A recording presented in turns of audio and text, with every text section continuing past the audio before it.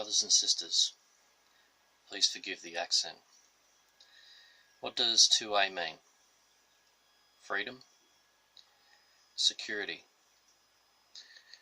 Contrary to negative speculation, Australians are big supporters of the Second Amendment. Actually, we're envious. Aussies have zero protections from the state. We don't have a Bill of Rights. Nothing. 200 years later, and we're still being treated like convicts. The closest thing that we have to an acknowledgement of human rights is the UNDHR, and you will not find a court in the land that will acknowledge or give heed to this. Actually, if you'd like something light to read before bedtime, try the Australian Constitution.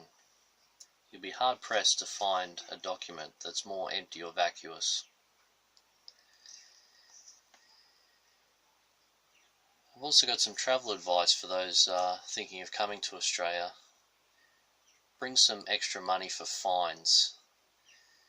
During your time here, you're more than likely going to infringe some statute. Seriously. All Five Eyes citizens need to stand together. Britannica has been disarmed. Canada is well on their way.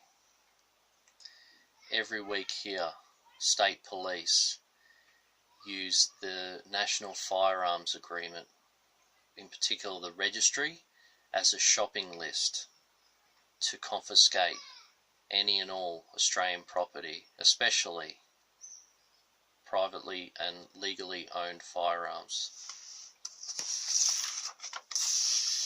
I still remember 20 years ago the police state drill in Tasmania. Whether you believe the official story or not, what did the Australians do? Nothing. They whinged among themselves, acquiesced to tyranny, as their supposed surrendered weapons were turned back on them via the black market. I remember feeling voiceless in '96. Well, thankfully now we have the internet, a means to connect with, well, everyone, a tool of learning and empowerment. Take a look at the New Zealanders. What do you think they will do? For me, the Second Amendment is a beacon of hope.